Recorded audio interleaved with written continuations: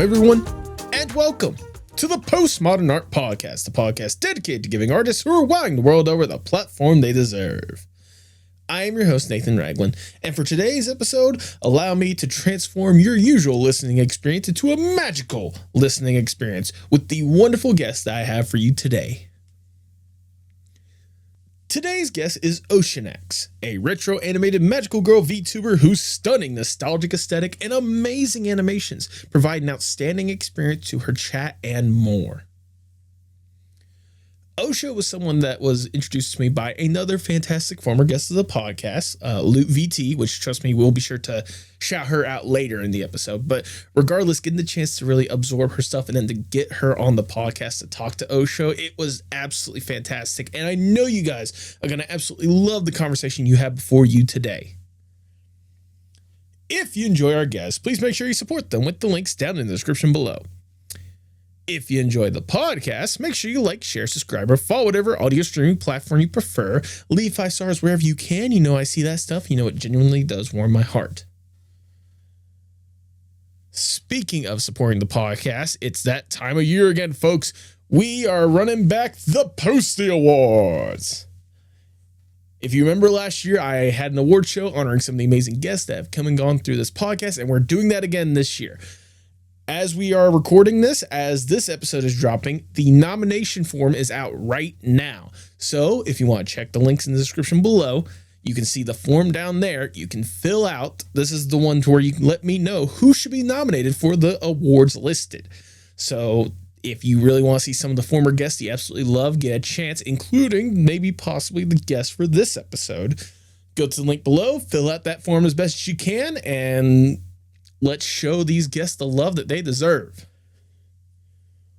But now, without further ado, please enjoy the Postmodern Art Podcast. I like your digital circus poster and plush that I can see. I was gonna say, yeah, this one right here, this one right there. Yeah. I also have behind my microphone, I got the cane one right here. That's actually signed. Yeah, hell yeah! It's actually signed by Alex Rochon himself, who I've had on the podcast as well. Oh, that's awesome. Yeah, no, trust me, I am as you can probably guess, I'm a huge Digital Circus fan. Me too. Goodness. I don't know about you, but I'm excited to see how the last 2 episodes are going to end because I have no clue how they're going to bring this thing home more than anything else. I'm so excited. Absolutely. Come here. So my cat is like crawling on the table right here next to my steak area. There we go. Come here. Get comfortable right here. Don't knock anything down. Please don't knock anything down.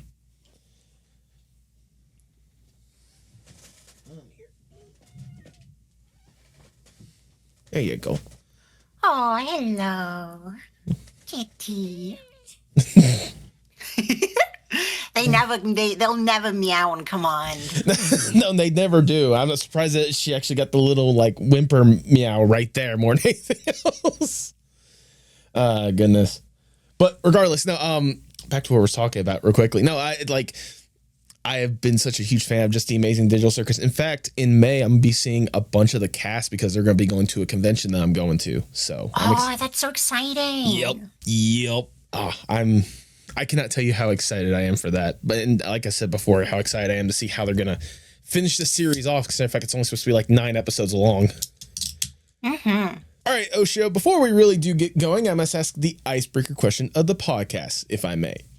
Let's say you get to go to a desert island on your own accords. It's just you alone with your thoughts. You get to kick back, relax, breathe, get to really enjoy yourself for a little bit with accommodation. I shouldn't say desert island, more like a personal B&B paradise away from society for a little bit.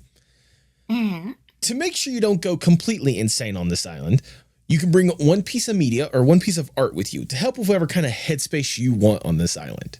If given this opportunity, what would that one piece be? Okay, so when you say one piece of media, do you mean like I can bring like a TV show or like a movie or something? Or do you mean like I could bring like a piece of technology with me that like works on its own? Or like what kind of restrictions are we working with here? Honestly, there's not that many restrictions or whatnot. So like, yeah, you were talking like when I said one piece of media or one piece of art, like if it is like a TV, the entirety of a TV show or a movie or like an album or even a compilation or whatnot, that's included. But like you were also saying, and I've allowed this in the past, if there's a specific if there's a specific piece of technology that you're thinking about bringing with you to help with this kind of artsy mind space or whatnot, that is also on the table. I would probably bring my my Nintendo DS because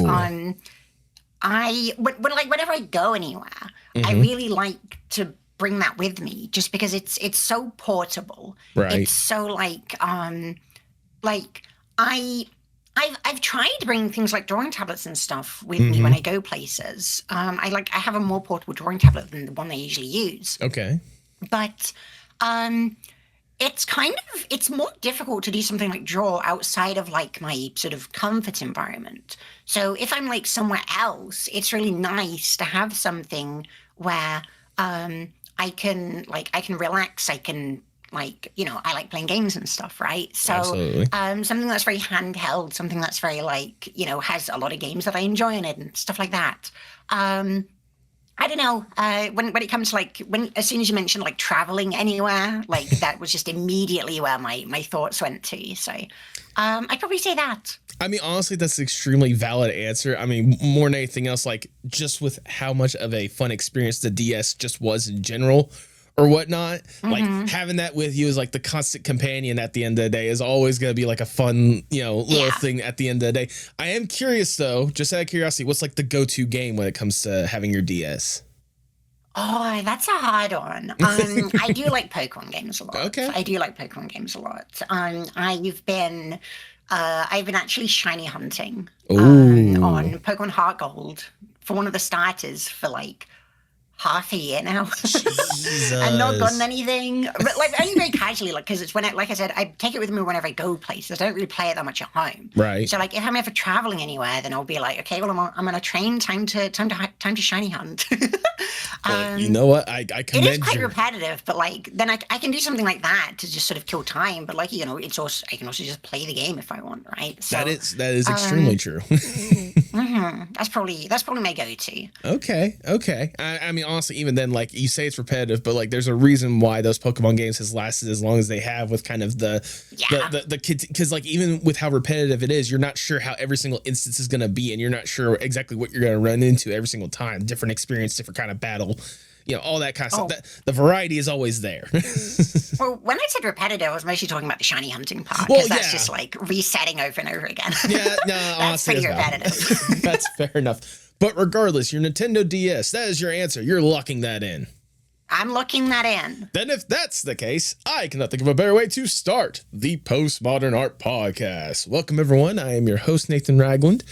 Feel free to like, share, subscribe, or follow whatever audio streaming platform you prefer. You look fantastic with the merch we have at the merch shop, fourthwall.com. Link to that is in the description below. And follow us on Blue Sky, Instagram, TikTok, and most social media platforms at Postmod Art Pod for future updates and guest announcements, including today's guest. She is a retro animated magical girl VTuber whose stunning nostalgic aesthetic and amazing animations provide an outstanding experience to her chat and more. Welcome to the podcast, Shining Mermaid, Aqua Nebula, Oceonax. Hello, that's me. That is you indeed. How are you doing today, Osho? I'm doing amazing. I was prepared to introduce myself, but you went ahead and did it for me anyway, so thank you. Hey, look, it's the one little bit of like creativity I can put into this podcast more than anything else. I try to introduce you like you're a wrestler coming out to the wrestling ring, just yeah. Well, I feel very I feel very excited. I feel very I can feel the cheers, There you go. Well, you should be feeling the cheers, considering the fact that you've had plenty of people, especially in the incredible community you developed for yourself. Like, you got a lot of people on your side, especially with just the incredible stuff that you're able to do with VTubing, but just like especially on the asset aspect of it and like all the different, just the incredible art you're able to produce in the first place. Like I feel like my title is or not the intro more or less should be a good emphasis of just how good of the art that you're putting out there and how incredible of an experience you're giving to other people. And I cannot wait to talk about that and then some. But before we talk about the stuff you're doing nowadays, I want to go back just a little bit and learn more or less the origin story of Osho. What got you interested in art and animation and stuff in the first place? It's a pretty interesting story. Okay. So I started streaming, I think like 3.5 years ago now, roundabout. And that was also when I started learning to draw and animate. Oh. Literally at the exact same time. Because what happened was, like, I was into, like, I liked art. I watched VTubers and lots of other stuff. I love anime before then. And I saw a YouTube video where someone had taken, like, a clip from a VTuber that I didn't even know. Okay. It's one of those clips where someone had, like, animated over it, right? And it really caught my attention because of the way that they had animated the character.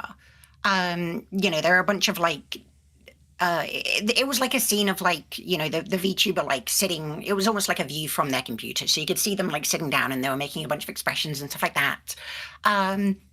But the way that this artist had animated them, it put this little idea into my brain of, like, VTubers are really cool and awesome, and I like them a lot.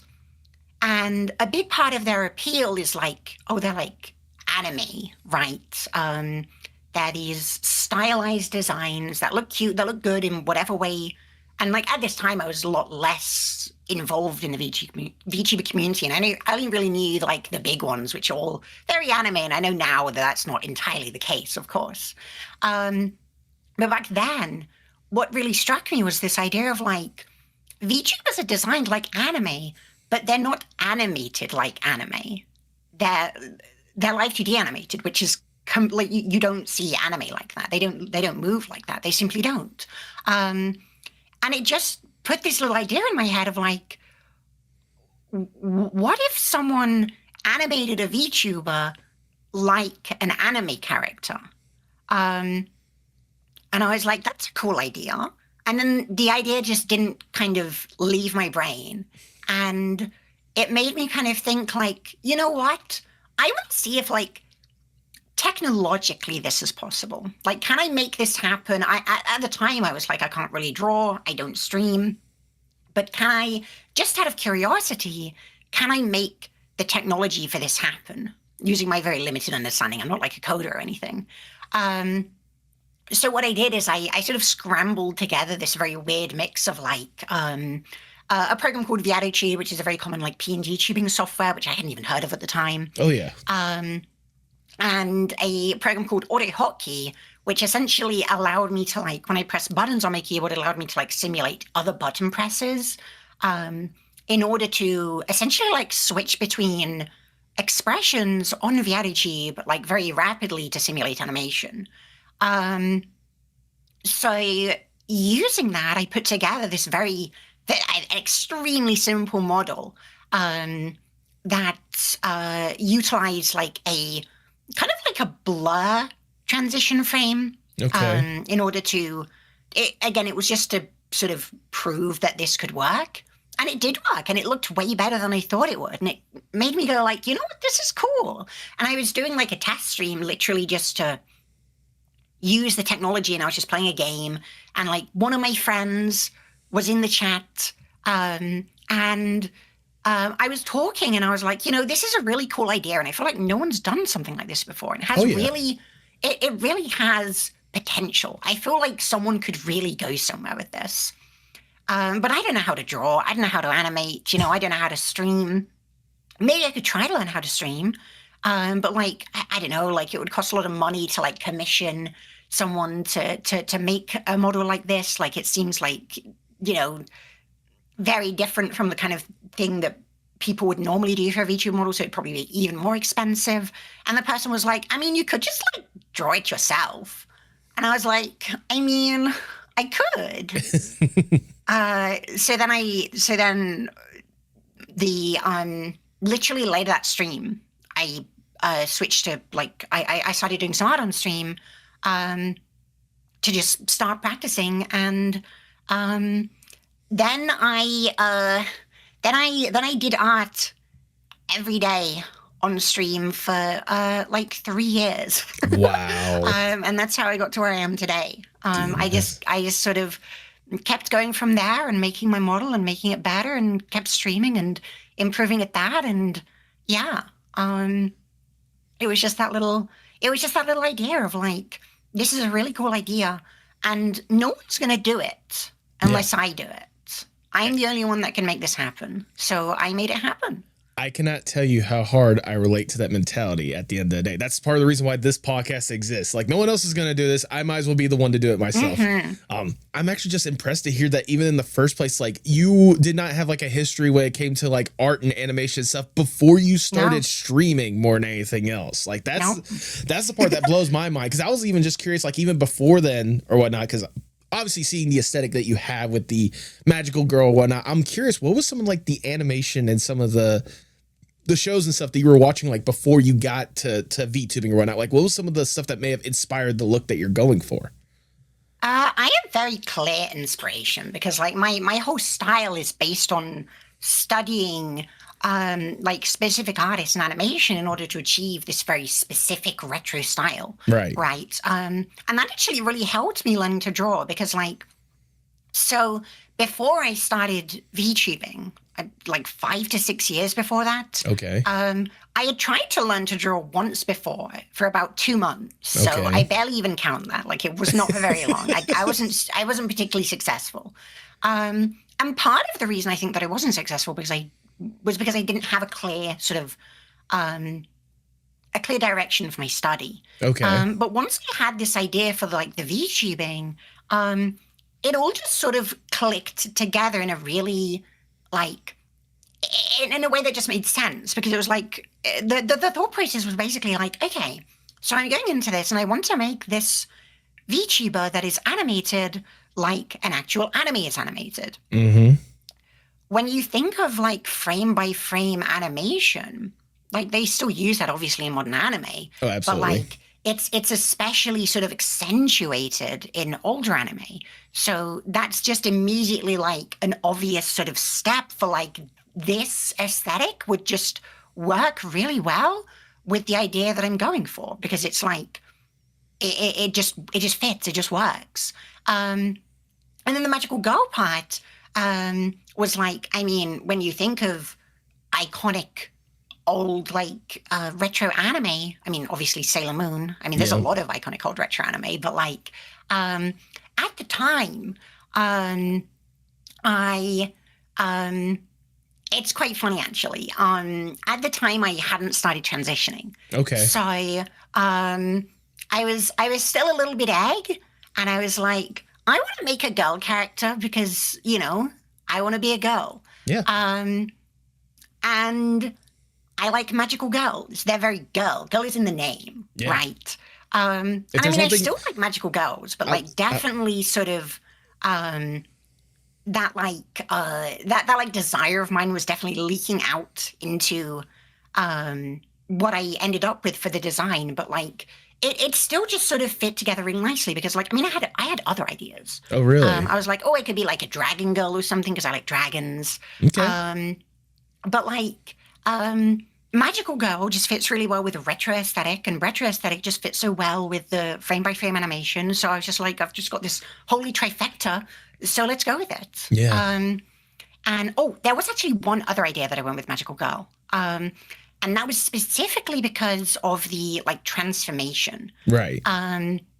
Because when I was thinking like, what are cool things that I can make for my avatar?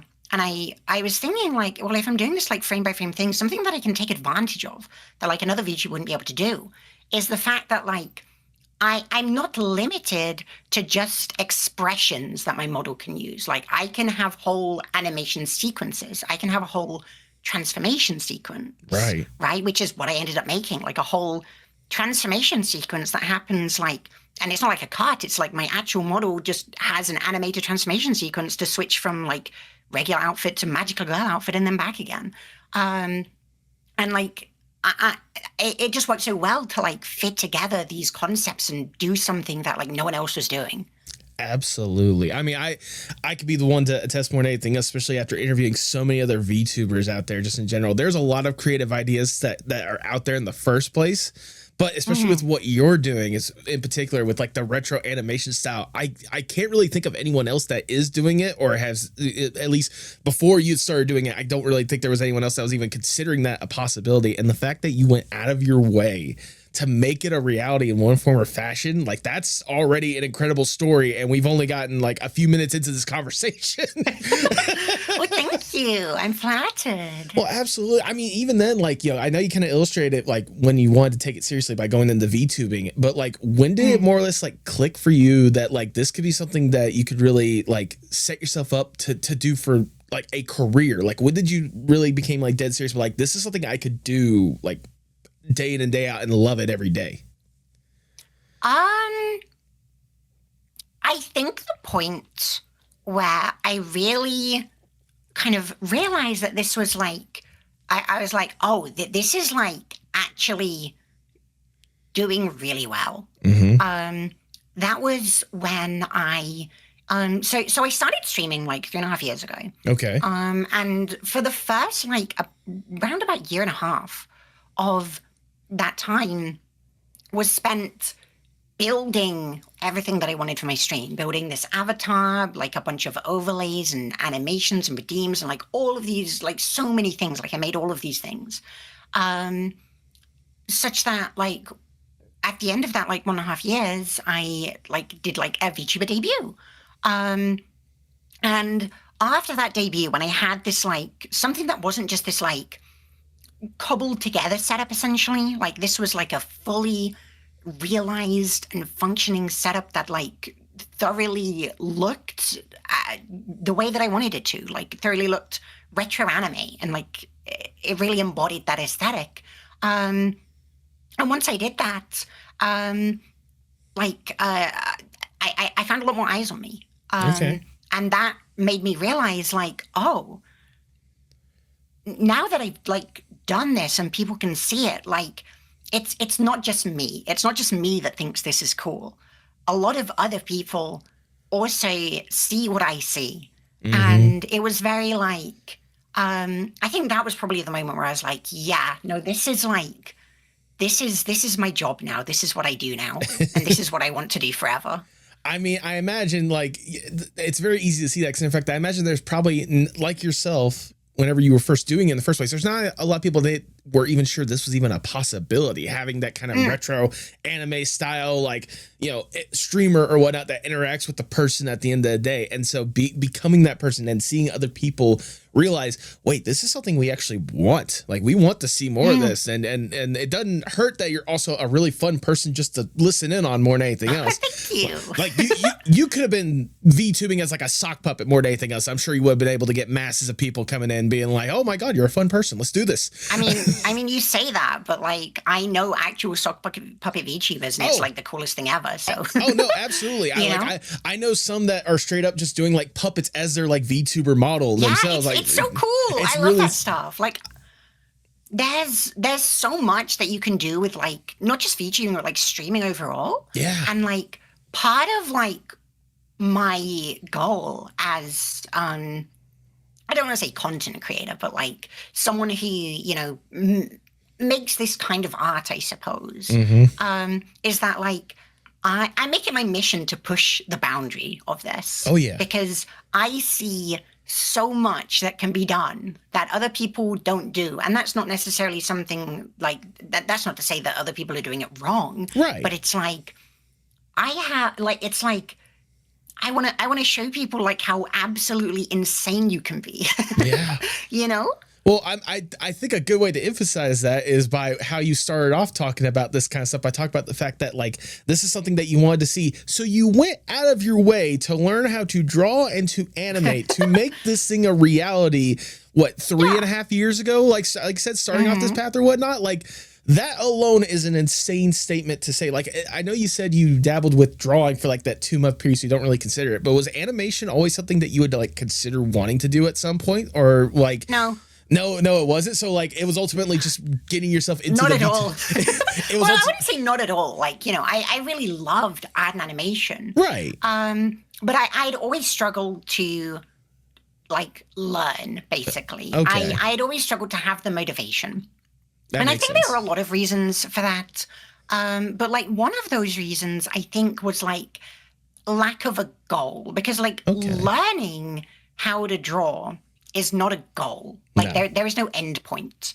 But what VTubing did for me was it gave me these like substantial and like qualitative goals that like it's like, oh yeah, no, like I'm learning to draw so that I can make my model. And I made my model and I was like, okay, I'm also learning to draw. I'm learning to animate, to like do the in-betweens for this model, to like add more expressions to this model, and like that, like I can make these things and use them. There's like a there's a very clear like reason for me to do so, and like motivator for me to do so, because the motivator is directly tied to like, I want my streams to be better and cooler and to show these people like these things that I can make. Yeah.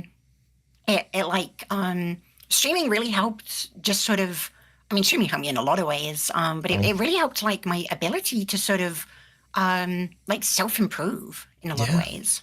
Oh, I can only imagine, like you'd said, like once you actually realize, hey, there's an actual goal to this thing, I can see how that could lead to like the steps of wanting to improve in one form or fashion, whether it be on an art perspective or even on a personal perspective at the end of the day. And it certainly doesn't hurt whenever you develop such a unique world and such a unique character around Oceonax, or specifically Mizuna. Ah, wow, words are wonderful. Would you like to elaborate more on the kind of the world that you developed for yourself with Umi and such? Oh, no, you're getting me to talk about lore. You're not going to get me stopping for a while now. Hey, this is a long-form podcast. Talk as long as you want. well, part of like, this sort of developed as like a natural evolution of what I want to do. Where the idea is that like, you know, I'm making so much of what drives the aesthetic of my stream is like, I'm making a stream that's like an anime, right? That's truly like an anime. Even my current stream isn't truly like an anime, though I do have plans to make it way more like an anime. But like that sort of the idea that it's an anime like suggests like, okay, well if it is an anime, like what is the anime about? Right. You know, what is this anime? Like there's a magical girl, but like, you know, what is going on? Like, what is everything else relating to this? And like, I talked about this sort of thing on stream and how like, oh, like I want to like develop this world because I think it could be something really interesting. Yeah. And with the help of my community, it really grew into like this whole setting that like I now call Lock City. Okay. So the way that this works essentially is that like, so you mentioned like Umi Mizuna. Umi Mizuna is the name of like the character that I am. Right. The blonde-haired magical girl is Umi Mizuna. Oceonax is the name of the anime. Okay. And Lock City is the if you imagine like how Sailor Moon takes place in like Tokyo, right? Lock City is where the anime of Oceonax takes place. It's like, it doesn't really ever go outside of this. This is like essentially the whole setting. And Lock City itself is this fictional like city set in like the 1980s, 1990s, where we have this like, it's designed to emulate sort of a Saturday morning magical girl like series. Right. So we have like the magical girls who are called shining mermaids. We have the sort of monsters that they fight. They're called Thalassians, and they're themed after like sea creatures, and they can create thalasso beasts as like minions. And then, but then there's like, just having this like concept for how these things actually work. Like, I knew from the beginning of designing my magical girl, which is one of the very first things that I did when I started streaming, way before I thought up this lore stuff. I themed her design with a like somewhat like aquatic sense in mind. Like the skirt is designed to look like a manta ray's tail, for example. Right. So when I was designing lore, I was like, oh well, you know, like she's fighting like thalasso beasts and thalassians, and they're like people that are corrupted to look like they're sort of like fusions between like people or animals and sea creatures. But like this all started to tie together in the sense that like, okay, well that's happening because like magic in this setting has like it acts like water, like in a base sense. So it, like when it's in a raw form, it corrupts things to make them aquatic. So why do shining mermaids have like a flower? Because like flowers take in water and they bloom. So they don't like, they essentially like process and purify the water. So the shining mermaids aren't like turning into monsters, right? They have like a different, but logical sort of ability that makes it so that they're not experiencing this effect. But then like that sort of, it just like the ball kept rolling in terms of like, what would it mean if like magic has water-like properties? It's like, okay, well, Thalassians, they're full of magic. And if magic is like water, maybe that means that like rainstorms occur where they are. And that would be how the shining mermaids like know there's a Thalassian around, because it's like, oh, there's like a rainstorm over there. There's probably a Thalassian happening. Oh, okay. Or like thalasso beasts, which like the minions they make like a mist, because mist is also created by water. But then these things also, like the rainstorm and the mist, they essentially like provide an explanation for why these like monsters happening in the city aren't like common knowledge. This is the 1980s, 1990s. People don't have cell phones and like people don't have cameras in their pockets. Right. They don't have computers that they can pull out and figure out what in the world is going on. Yeah. So if someone were to see these things, they wouldn't take a picture of it because it would just be a rumor, but they would have trouble seeing them in the first place because they're in like rainstorms and mist, which like literally just naturally obscure your vision. Like all of these things just like, and this only happened with like constant sort of building and talking with my community, and like we still are like adding things to the lore and like expanding on things, and people make OCs. Like I encourage sort of people adding their own things to this setting because it's so like it makes it so rich. Like even now, one of the recent things that we've been doing, we have a very own wiki launching in just 2 days. Oh, wow. From the time of this recording. Right. By the time this episode drops, it'll be out there for the world, and I'll be sure to have that linked in the description below so that people can see that. Thank you. Of course. A lot of VTubers have lore. Right. But a lot of VTubers' lore doesn't really extend beyond like, oh, I'm like a kitsune girl, and I live in a forest. And like, that's a cool like setting, and it like explains why your character looks that way. But most VTubers don't really take it further than that. Right. And that's really, again, like that's not a problem. That's not like an issue. No. But like the idea of having just this much more in-depth and developed lore just really fit with the vision that I had of, in the first place, this being an anime. Like there's all of this lore, but there's also this like sense of like, this isn't just like a setting, this is an anime setting. Like this is all specifically designed to be an anime, and it's designed to work like an anime. Right. Like the sort of the powers that the characters have, like I explicitly like recommend to people if they're making OC is like, you know, don't make a power that's like, my power is like for 2 seconds a day I can, you know, summon a giant, and it's like that's a way too specific and way too limited power. Like a character in anime, unless it's like JoJo, right, wouldn't have that kind of power. Like the characters in like Sailor Moon, it's like, oh, they just sort of have these attacks that are themed around like one of them's like electric, right? It's like, you know, if you're making a power in this setting, if you can just describe it in like 1 or 2 words, that's all you need, right? Like the very baseline of like designing anything for it is based on the idea that it's an anime. Right. No, absolutely. I mean, even then, like, like you were talking about, especially like the world that you and your community have together more or less developed and molded after all these years or whatnot, is just insane. And to think about the things that you can even add to it more than anything else. Like you said, there's very rarely times where streamers are so in depth when it comes to like their lore. Again, not that that's a bad thing, obviously, but like I'm also thinking on the flip side, like I can only think of one streamer off the top of my head, one VTuber off the top of my head, a VTuber by the name of Pinch Raccoon, who I think has about as much, if not more lore baked into like the story, and is using streaming as like a platform to like tell their story sometimes. Cause I know they would have like dedicated events and such to provide that kind of stuff.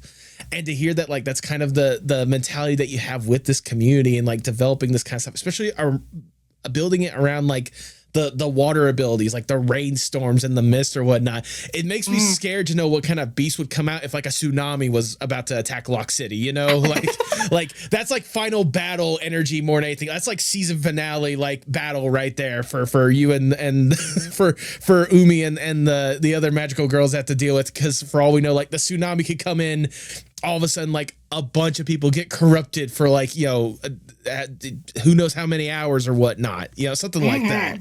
Like, I bet I'm giving your community like fuel for the fire. Be like, oh, that would be something interesting to consider.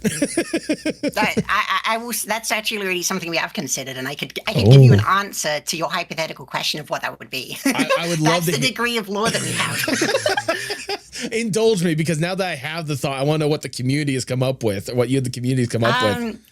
That would be what's called a siren. Siren, okay. The creatures that make Thalassians and Shining Mermaids are called sirens. And whereas like Thalassians and Shining Mermaids are like humans that have been some way affected by magic, a siren is a creature that is entirely made of magic. Okay. They're all named after like mythological creatures that are water-like in origin. So you might have seen the little mascot creature that I have. It's like a little green sort of seahorse dinosaur guy. Oh yeah. Ogopogo, right?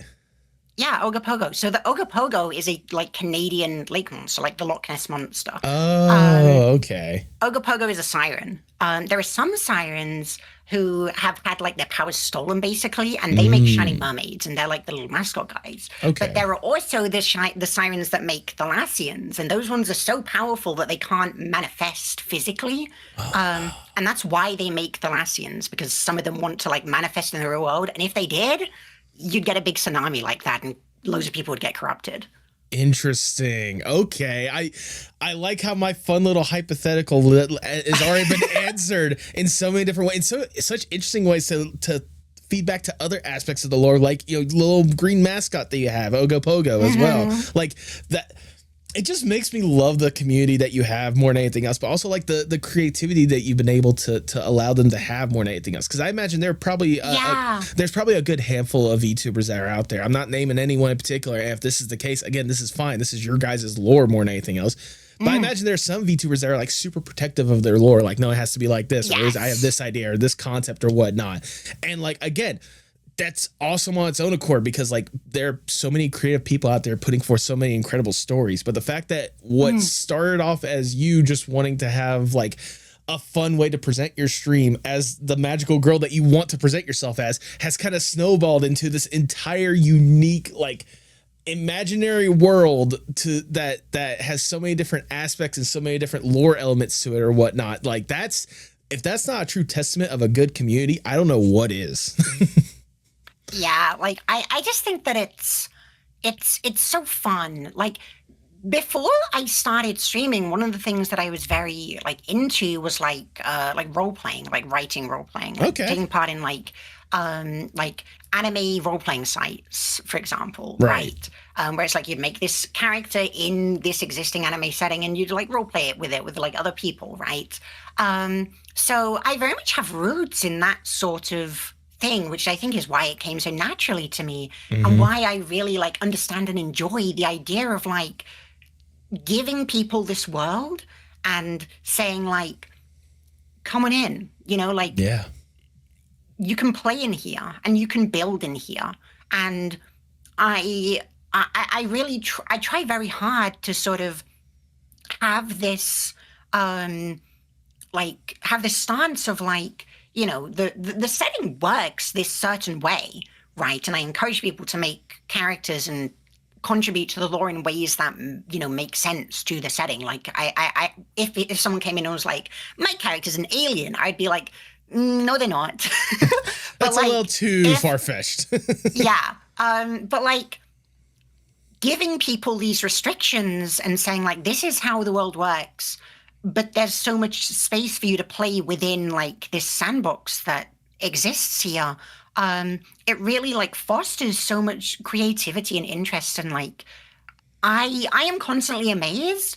I will tell you one thing right now. I like, a lot of YouTubers get like fan art, right? Way more than fan art of me people draw their characters and like interactions between their characters and like make characters together in Lock City, and it's so like I wouldn't have it any other way. It's so wonderful. It's so fun. Like it's so cool like seeing these things that people create, and like again, like this is a community driven thing. So like although I'm like relatively strict on like, you know, this is how things work, I'm never closed off to the idea of like someone having an idea and saying like, what if this happened? Yeah. Because that's how this was built. Like people suggested things, people like I suggested things and other people suggested things, and like we sort of just kept building and building and building until we had this really cool and amazing thing. No, I see that, especially on Full Blast, with just like the amount of love and support you've been able to have. Again, you've been doing this for like 3.5 years and such. And the fact that you have such a strong community on all sorts of different fronts or whatnot. I mean, on Twitch alone, you have over 11,000 people following you on there more than anything else, which is not easy to do, especially these days. All right. So like the fact that you've been able to really embrace that community as well and have them like, again, not only like have fun in this world that you've provided for them, but allow them an opportunity to have their own little bit of creative liberty and have a little fun to go in it and just enjoy the sandbox a little bit. Like that's a good testament at the end of the day. Also, as we're chatting, I'm just thinking to myself like, you know, if I was to have my own like original OC or what would I be? And then I just thought, you know, there needs to be some sort of like deadpan comedy relief in an anime like this or whatnot. I would imagine I imagine I would just be like one of the teachers or whatnot that's just like, you know, trying to give Umi the class like things, but then like all of a sudden there's like some chaos going on in the background, but like I could try to calm the class down, but at the end there's like, all right, everyone's gonna freak out. Just exit the room carefully. Or what? Like you're not even at the point. I'd be like, I'm not even caring as long as you guys are safe or whatnot, because I can't control what's out there. I'm just a minimum wage worker trying to make sure you guys can pass your tests at the end of the year. All right, like. Oh yeah, like I love it's so fun seeing people make like, you know, people make like shining mermaids, people make Thalassians, but plenty of people just make, as you're describing, just like regular civilians who would like have a role and an important role in like taking into account the fact that it's an anime, right? Like it's so fun when people kind of think about those things, because that's how some of the like really, really memorable characters are made. No, absolutely. And also to keep up with the ocean theme, professor's name, Mr. Marine. You're welcome. That's an awesome name. Hey, listen, I have like entire sections in my Discord dedicated to like all of this lore stuff and like primers on this. We have a wiki coming if you want to make a character. If someone out there is willing to go forth or maybe I'll be the one to do it, to make the art to make Mr. Marine a reality or whatnot, that slaps. I love that idea in the first place more than anything else. Like, and that's gotta be something that even you, like you said, like you're at the point now to where you've tinkered in this world so much that you have a wiki coming out to emphasize all the different lore points that you developed or whatnot. Like, I can only imagine if you told yourself 3.5 years ago where you are right now, for the person 3.5 years ago would be like, there is no way this is real. Like you're pulling my leg at this point. I wouldn't believe it for multiple reasons. Like, you know, there are a lot of things about the way that I am now that would be a very pleasant surprise to me a while ago. You know? I can imagine. Be like, wait, I'm an artist. I'm VTubing. There's a lot of people that follow me. Also, I look fucking hot as hell. What? Yeah, awesome hot girl. Hell yeah. Like, I mean, even then, like taking a step back when it comes to the lore aspect, just think about how much you developed as an artist alone. Like that alone has to blow your mind. The fact that you went from someone that probably couldn't figure out like the difference between like a keyframe and a smear frame or whatnot to here you are right now, like going full forth and having so much different like art and aesthetic and aspects when it comes to your assets and such to really provide that out with like so many different expressions, so many different like, you know, details that you have, whether it be from the model itself, the backgrounds, full on animated intros that you have more than anything else that you've done yourself. Like that's got to blow your mind more than anything else, just as an artist, how much you've developed on this journey. Oh, for sure. Like art is such a weird thing because it's so difficult to see your progress in the moment. Right. Because it takes a long time.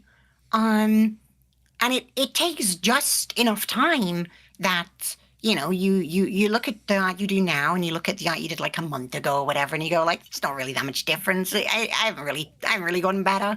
If I compared the most recent art piece that I did with the very first art piece that I did on that day one of me learning to draw, it's a pretty crazy difference. Like it's something that like, it's a weird thing because a lot of artists, I think, struggle with like acknowledging the progress that they've made and acknowledging like that they're good artists, I think it's an unfortunately very common thing among artists. And if I were to call any ability of mine like a superpower, I would say that my ability, and I've always had this ability since I started learning to draw something and be satisfied with it. Yeah. I that's a very rare trait among artists, let me tell you. Oh, trust me. I've interviewed so many artists, and I cannot tell you the amount of times that like I would see something absolutely amazing by them, and they would just be like, it's not that good. It could be better. X, Y. They like come up with a million different excuses on why it's not good instead of realizing, oh wait, no, this is legitimately great. How did I do this? Like me of 3.5 years ago drawing like a very sketchy and messy looking head and being able to do nothing else with no color, being like, I'm the best artist ever. This is going to be easy. Compared to me drawing like a crazy like galaxy background with like a detailed character and like a retro style full of like retro aesthetics and stuff like that, being like, damn, I killed it on that like background. Like, oh my God, I did so well. Right. Like, I don't know. It's just I really wish that I could impart this ability that I have to other artists, because it's being proud of my art makes it so much easier to keep doing art and to want to keep doing art. Absolutely. And it's one of those things where like it's like it feeds into itself, because once you're proud of it, you have more confidence, and then you work on something again and you're like you're confident to work on it, so you have like you're less likely to assume that it's going to be bad before you're even done, and then you make it and you're like, hell yeah, and then you're proud of it, and it just keeps building, right? And not everything that I make I think is my best piece, but like being able to say, this is a really cool piece of art regardless, maybe it's not my best piece, but like, I can identify at least some things in it that I'm proud of. Absolutely. And it does also lead me to just go ahead and ask this question as well, because like you said, not everything is exactly your favorite piece. So it does leave me curious. What is your favorite piece right now when it comes to the artwork you've put out there? Oh, hang on. I'd have to look at like my recent art. There are a couple. Okay. So I mentioned a piece where this is the piece I was actually specifically talking about when I said of drawing like a cool galaxy background, which I'm extremely proud of. I think it looks very killer. The galaxy alone is already impressive, but also like the things that as the focus of it more than anything else is also very well done. It really captures the aesthetic more than anything else that you're going for. Yes, like the ultimate goal of like these art pieces that I make is that I want them to look like a screenshot from an anime. Yeah. And I'm constantly learning and improving on like how to make something look like it's actually a screenshot from an anime. And there's so much that extends that. It's not just like the retro filters. Yeah. It's not just like the art style, the way that I color. It's like how I do backgrounds. It's things like how the characters are posed and what they're doing in the scene.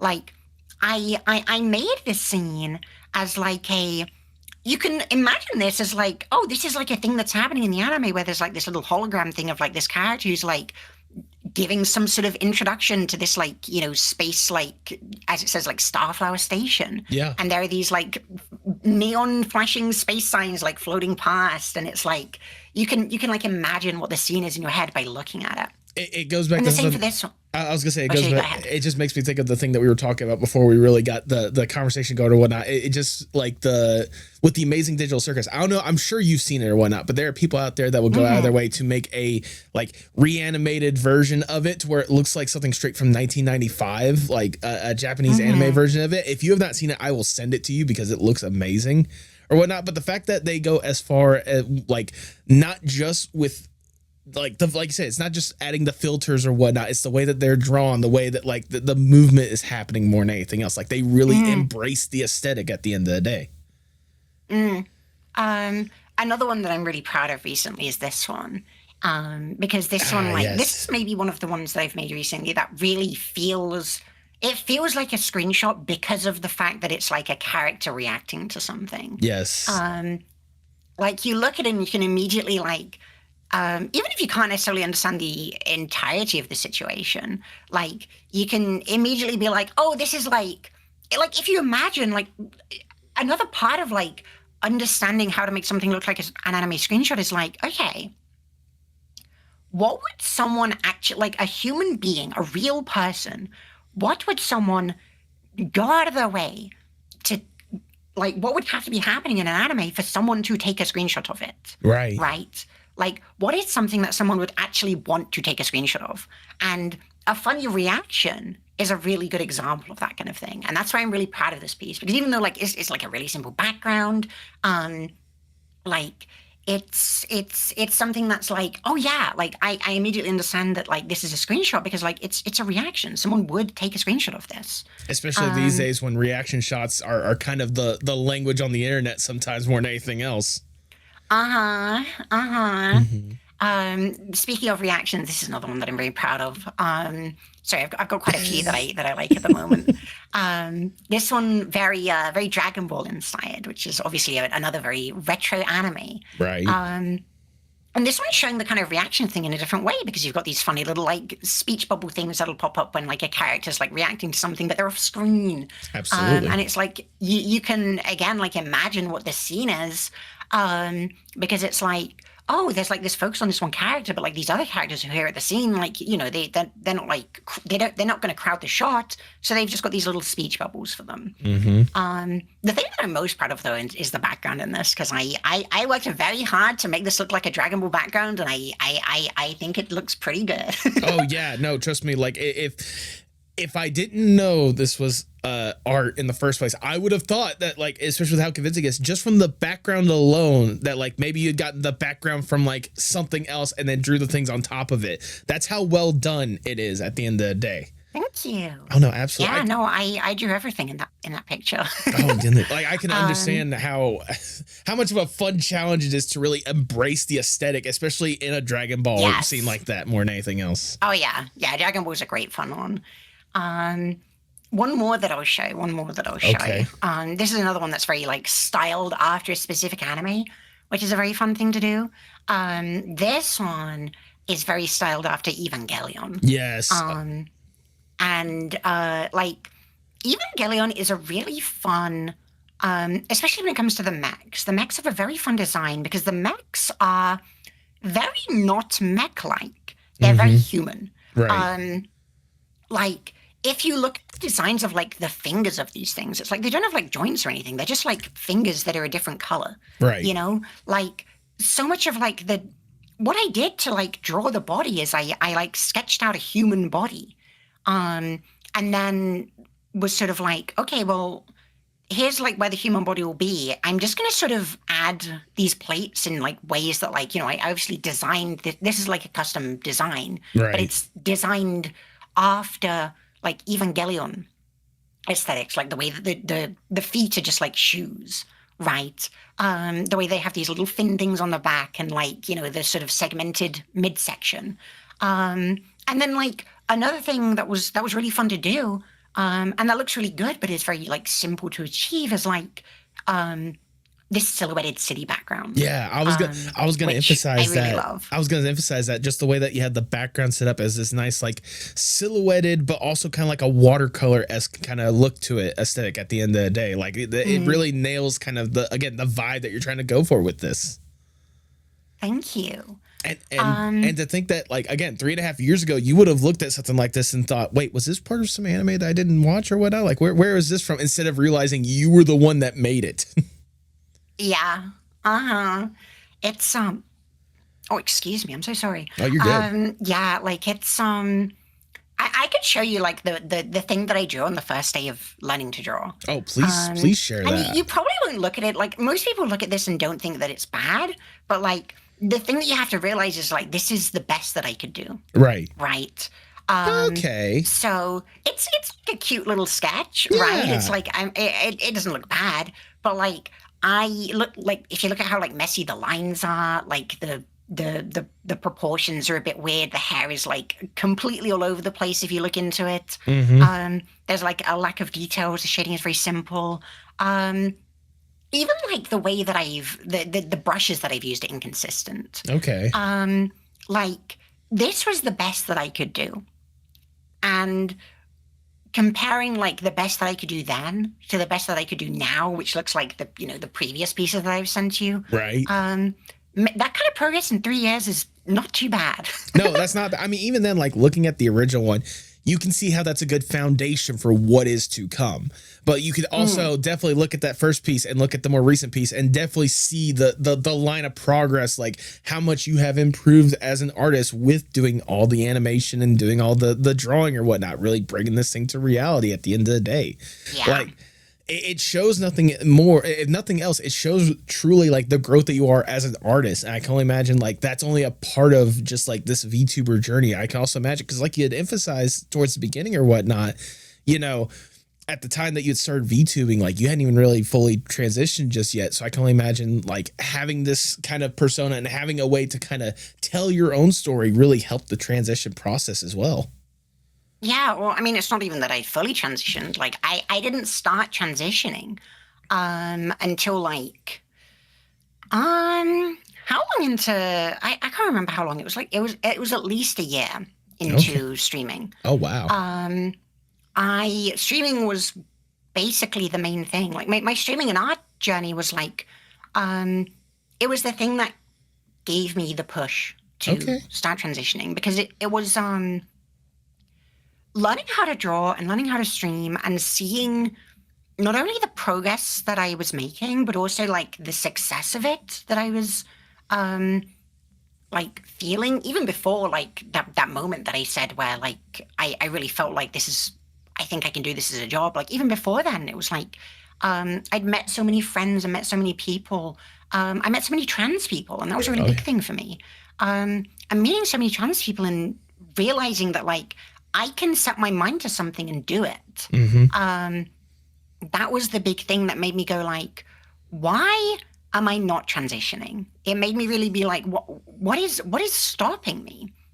Because the only thing that was stopping me was like a made up belief in my head that like I wouldn't be able to do it, that like it wouldn't go very well, or like I was failing at it before I even started because I wasn't even trying. Right.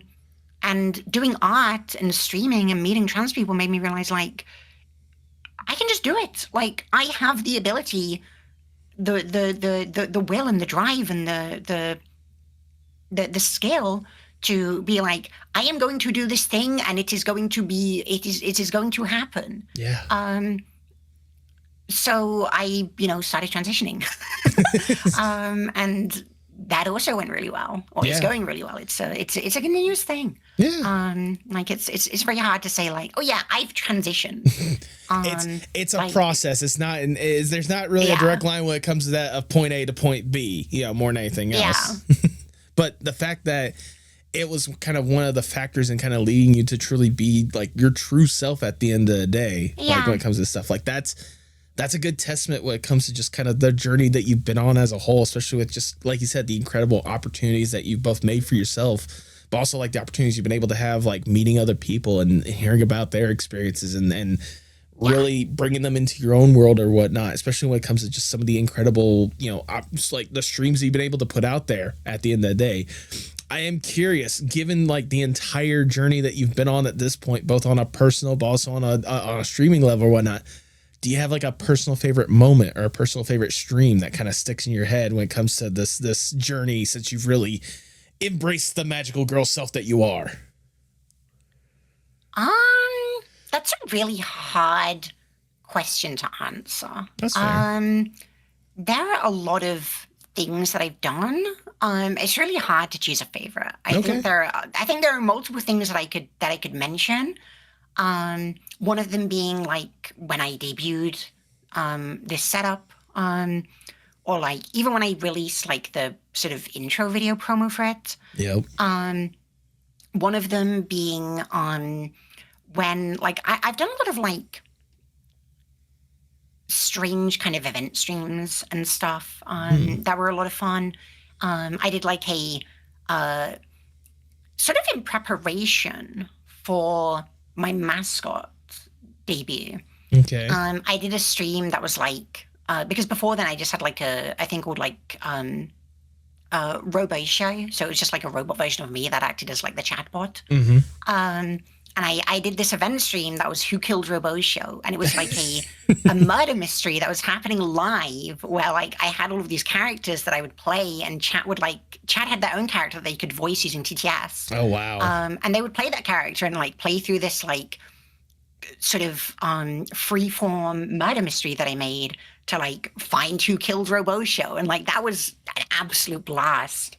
There's it's not really a single stream, but like it was a year ago now that I started it, but I did a huge subathon.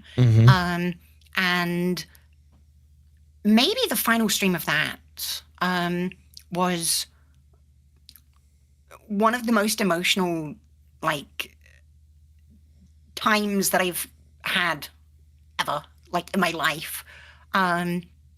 Because the subathon, I started the subathon last February, and the purpose of the subathon was to help my transition journey. Right. I'd previously done some smaller fundraisers to help me fund things like HRT and laser hair removal, because being a trans person is very expensive. It is. But the subathon was like by far the biggest one that I like aimed for, because the goal of that was to fund facial feminization surgery, which obviously is not cheap. No, not at there are all. a lot of costs involved in it. So I started this subathon essentially being like, I don't think I'll be able to fund this whole thing, but like I can hopefully raise a good chunk in order to like combine it with, whatever else that I have to make this a real thing. That subathon lasted like 5 months. Jeez. Or 4 months, actually, a little over 4 months. I mean, regardless. Yeah, it lasted over 100 days. I took some. It wasn't like I took some breaks. Otherwise, it would have been more days, obviously. Oh, obviously, yeah. And not only did it fund the facial feminization surgery, which is something that is going to be happening for me in less than 2 months. Oh. But also, it's fully funded another very big and important surgery for a trans person, that is bottom surgery, Right. which I have already had. That happened September of last year. That's incredible. So, thank you. So that was wildly successful beyond my greatest dreams. I still can't believe that it happened. And I still can't believe that I streamed almost every day. I already streamed every day. So I streamed almost I did stream every day. And for almost all of those days, I streamed for at least 8 hours. And then on days that I didn't stream for at least 8 hours, which was usually just once a week, I would only stream for like 4 hours, which is still a long time. Yeah. So I don't know how I did that. I'm a crazy person, I think. But like that last stream of the subathon, I had to tell people Like, it had gotten to a point where I had to say, like, I had to tell chat, like, I think this needs to end now. Like, I think that I can't go on anymore. Like, this has gone on for so long that I'm burned out, crazy burned out. And it came to an end, and it was extremely emotional. Extremely emotional. I can only imagine. That was an amazing stream, but so were so many of those streams during the subathon. Like, oh yeah. So many things happened during that event. It's like I like, one of the things that happened in the event is that I got a girlfriend, and it's like, how do you even, like, you know, it had such an insane impact on my life. Yeah. And like, when I say how long it lasted, what you basically have to realize is that, like, I started this, like, at the start of February, and it lasted over 4 months, which means that, like, and obviously, like, before it started, I had to set up for it. Right. Which means that, like, I truly, like, started setting up for this, like, mid-January. And it ended, like, mid-June, which means that basically half of my year of last year was just this subathon. Right. Which is, like, this is forever going to be in my brain, because that was my life for half a year. It was this subathon. So basically, like, so many streams relating to that were some of my favorite streams. I mean, but it's very hard to say. Yeah. No, I mean, I can completely understand. Like, even just saying, like, the entire subathon was, like, just a big moment for you, probably your favorite moment more than anything else, because, like, again, you prepped this thing to you didn't think it was gonna last as long as it did. You got not only the goal that you were going for, but the advanced goal that you had that you probably weren't even thinking, like, that was gonna be the thing I was gonna be striving for at the end of the day. And, like, that only happened because it was so successful. I was like, well, I've already funded one surgery, so I guess we're going to try and fund another. might as well go big, right? More than anything else. Exactly. And like, I think what probably helped, and you can correct me if I'm wrong, but it goes back to kind of what we were talking about, especially when it comes to, like, the aesthetic aspect that you have more than anything else. It certainly helped that, like, what kept you driving every single day was the community coming together and really helping you out, and really making this a truly wonderful experience that changed a lot of people's lives, from what I could tell, but especially yours for a lot of better. Like, I can only imagine how incredible it must feel to even have an ounce of this love from the community in the first place. Oh yeah, it's I truly love streaming. Yeah. And it's so flattering to receive any amount of love and support in return. It's one of the big things that keeps me going, you know? Like, people showing up for the stream. It's like, streaming is kind of, I'm a very, like, online person. So streaming and, like, the friends and communities and, like, the people that I've met through streaming is, like, basically my entire social circle. Oh yeah. So it's like, it's where I send all my love, and being able to get that love in return makes it so worth it.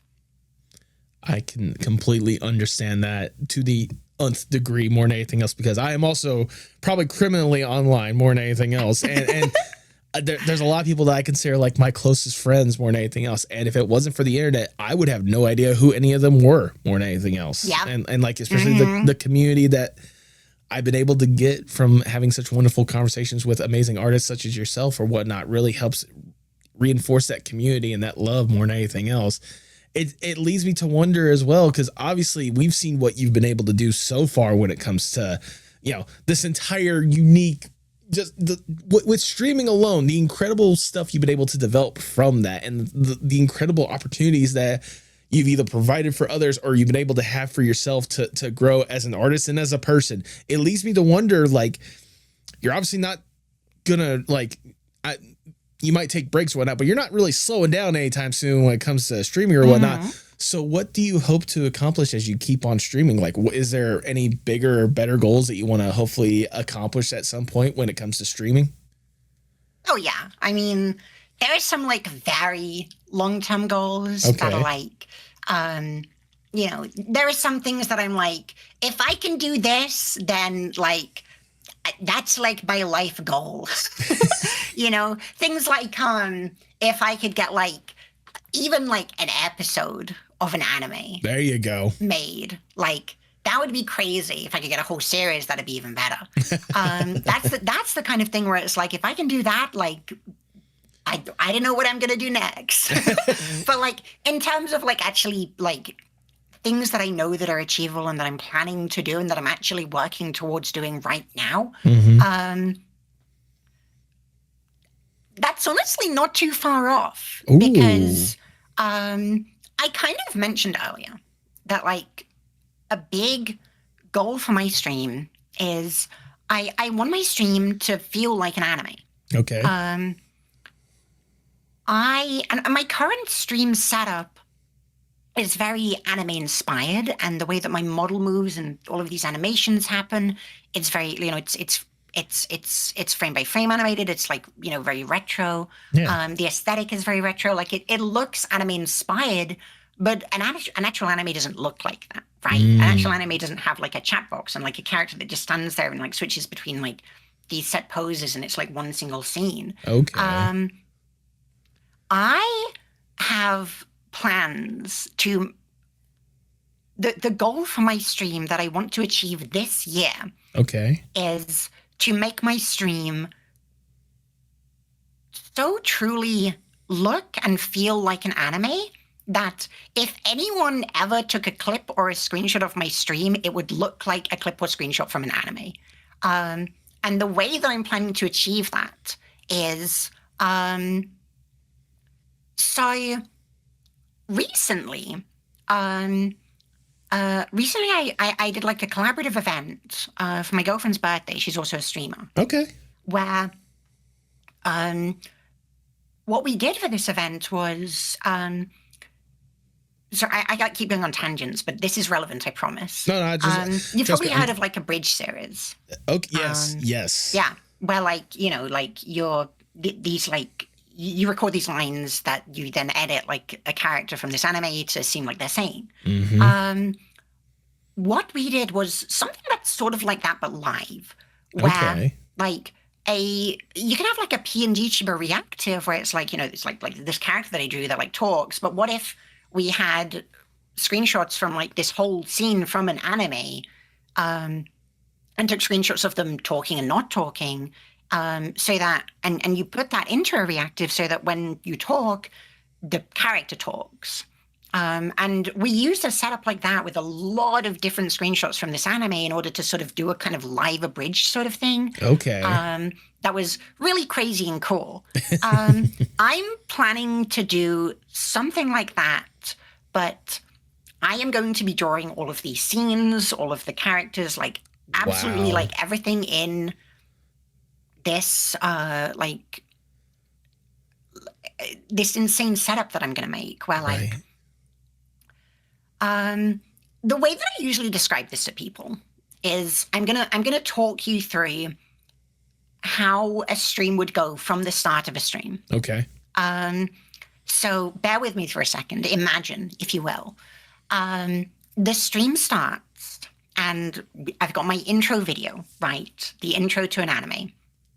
The intro video ends, and then there's like a shot of like a cityscape. The title sequence appears. And it's like the title of this episode, and I can customize it to be whatever, you know, I can change it per episode. Then there's a shot of like a house, and that's like my character's house, and there's like some birds chirping or whatever. And then there's like another shot of the inside of the house. It's like Umi's like in bed, the alarm goes off, she like turns over to turn it off. She can sit up and like rub her eyes, but like I can talk this whole time. Like it's set up to, I just have to make the mouth react to my talking. Right. Right. And I can control like when it goes to like the next scene and like what scenes I'm going to. Okay. And I can go to like the next scene where it's like a montage of me like putting on my makeup and doing my hair and stuff like that. And then there's like a wardrobe and I can choose like what I'm wearing for the day. And I can have like a bunch of different like options for clothes. Mm-hmm. And then I can have like a bunch of different scenes within even just like my room where it's like I'm at like my computer, I'm lounging in my bed, I'm looking at like magazines and stuff like that. And by combining all of these scenes and like different like reaction shots and like emotions and stuff like that, I can sort of lay it out as if it's an anime because it's like the whole scene, right?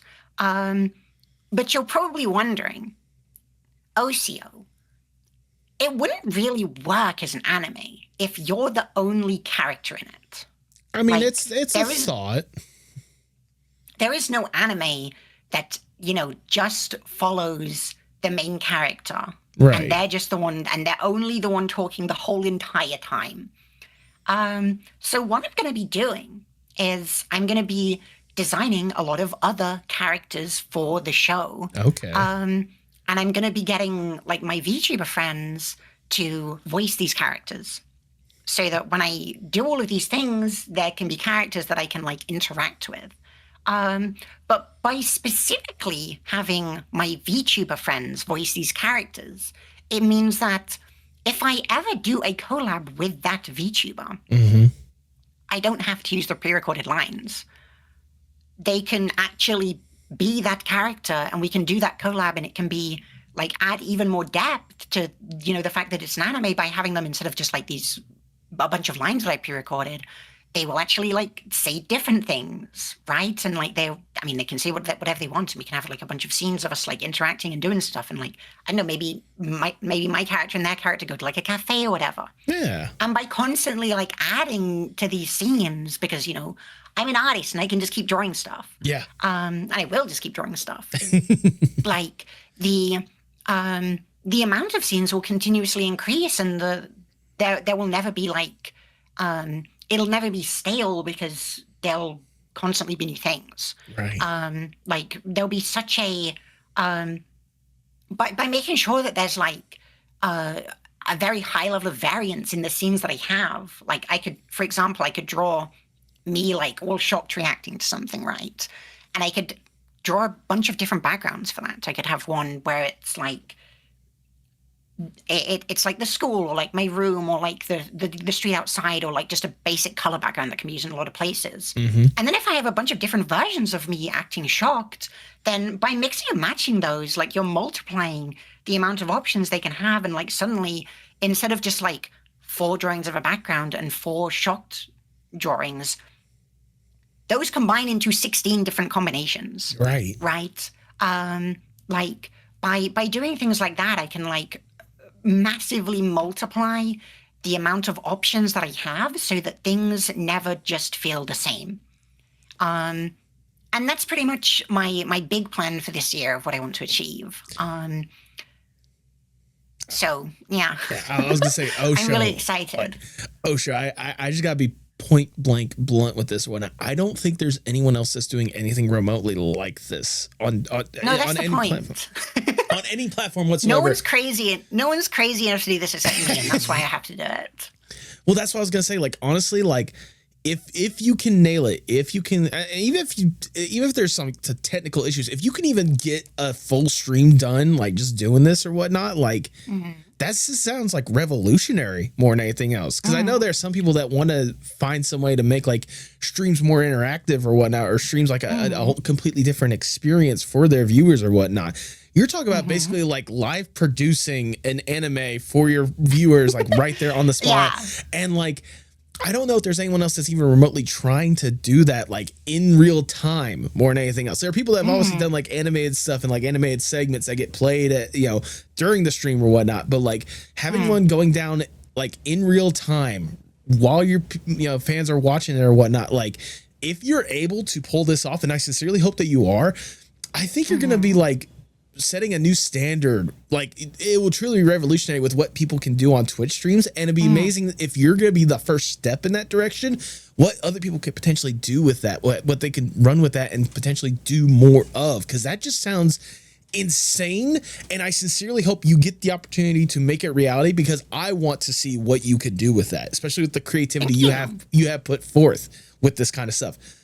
I'm legitimately excited to see how this will go down at the end of the day. Don't even get me started on like other related things that I planned for it. Like Twitch has ad breaks. Right. So what if streamers often take breaks during the ads. So what if I also have ad breaks? What if I have like, it does like a little cutaway graphic where it's like Full Metal Alchemist, but not that, right? Right. And then it's like ads, but they're like ads that myself and my friends have made for like, I could have ads for like my merch and like, for other people's streams and stuff like that, right? And they can be a mix of like animated stuff or like fun little live action skits that like I want to make a bunch of stuff that's designed to look like 90s ads, right? There you go. Like I want the whole experience to be like you're watching an anime. And if there have to be ads anyway, then it's like, why don't make them fit the aesthetic? Yeah. Like there's so many layers to this, and I'm pretty confident that I can do it. You know what? I love that, because I mean that confidence is what got you at this point. I mean, this confidence went you from someone that only had 2 months of drawing in one experience to wanting to make a full-on like real-time anime. If that confidence is taking you this far, why slow down anytime soon? Like that's insane. I cannot wait for that announcement when you make it, because I'm gonna be making sure that I'm one of the first people that tune into that stream whenever you announce, okay, this is gonna be the first time we're doing this thing, people. You better be here because this is gonna be worth it. I'm very excited. I'm glad you are too. Oh no, absolutely. And if there's people out there that this is their first time hearing about this kind of stuff, like whether it's for Osho in general or just this concept in the first place, if they're not excited at this point, I don't know what else is going to get them excited, because this seems like a legitimately incredible concept that I want to see at the end of the day. Thank you. Absolutely. And I mean, like, if nothing else, that it kind of going back to what I just said as well, like, if this is the confidence you have going forward, like even just taking that step back and thinking about where you were, not even 3 years ago, but like, years ago when you were just a person that loved and watched this anime stuff in the first place, to here you are right now getting to a point to where this is a major dream that you want to do. Thinking of your art journey as a whole, does it amaze you how much you've been able to grow as an artist and, to be blunt, as a person as well? Yeah, for sure. Like, I was talking earlier about how, I feel like one of my strengths is being able to acknowledge how much I like my art, and it's really cool when I see the stuff that I draw now and look at the stuff that I that like that first piece of art that I drew that I showed you, and I remind myself like that's a big difference. Like it feels so natural now to be able to draw, but like one of the biggest indicators that's like a weird sort of, I don't know, like artist euphoria is like in the past, before I started streaming and drawing, I would commission art for like, I mentioned that I did like roleplay stuff, right? Like I would make characters and like I'd commission art of them, right? Right. Because I didn't feel confident to draw them myself. But now it's like, oh, wait a sec. Like, I'm the one that other people commission to draw their OCs and their VTubers and stuff like that. Like, the roles have completely shifted. Right. Because, like, I have developed this skill to the point where, like, this is no longer just something that I look at and go, like, wow, that's something amazing, and I don't know if I'll ever be able to do that. And now it's like, wow, this is something amazing, and I do it all the time every day. It's awesome. Like it's so cool to like there was something very how do I put this, like satisfying and fulfilling about honing a skill. Yeah.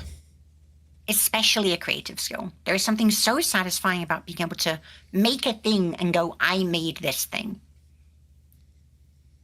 It's almost euphoric at the end of the day if you really think about it. Just like the fact that, hey, something that I didn't think was even a possibility, I did it. I did it. I made this. This is mine. No one can take this away from me. Well, if I may, what if we go a little above and beyond with what you could potentially do for this next question, if I may? And Osho, I want to give you more or less the dream scenario, if I may. Okay. Let's say I am Big Shot Mr. Moneybags. I come to you, I'm like, look, Osho, we've seen what you've been able to do, and we've heard little whispers about what you're planning or whatnot. There's some incredible stuff you have really brewing more than anything else. You just need a little extra push, a little extra platform to get you to what could potentially be more at the end of the day. Sure. We have access to everyone and anyone in whatever industry possible, and more money than there should be possible. We probably should be giving it back to the animators that are doing this incredible kind of stuff. Make sure they have a good living wage, a place to live, insurance, all that kind of stuff. Hashtag Sand with Animation forever and always. But right now we are focusing on you and you alone. We'll focus on the animators later. We promise. We'll make sure that they're covered. If given this opportunity, what would be the dream Oceonax project? I mean, first of all, I'd have to, make sure that these people offering me this kind of thing, aren't requiring that I get rid of all this stuff that I have already made, which is very common with VTubers when they sign up to an agency or something. Oh no, trust me. And B, also that they're not doing AI stuff. Like that would suck. Look, hey, look, Mr. Moneybags. This is the dream scenario. Yeah, no, I was gonna say, look, they're a perfect company that doesn't exist. Exactly. I was gonna say, look, Mr. Moneybags makes sure that no AI is even mentioned in the same space as this more than anything else. And also, look, this is obviously your baby. You've done so good with it. Why would we want to come in and make you get rid of what made it good in the first place? Yeah. So if I essentially had access to whatever money and resources and people and companies that I needed, you mentioned earlier, right, that ultimate goal that would be damn, that's my ultimate dream ever. Making an anime would be crazy, right? That would be, and the thing about this is that as crazy as it sounds, I never believe that that's impossible, right? And the reason that I'm confident about that, and that I still keep within my heart this hope and dream of someday I hope that I'll be able to make an anime. Yeah.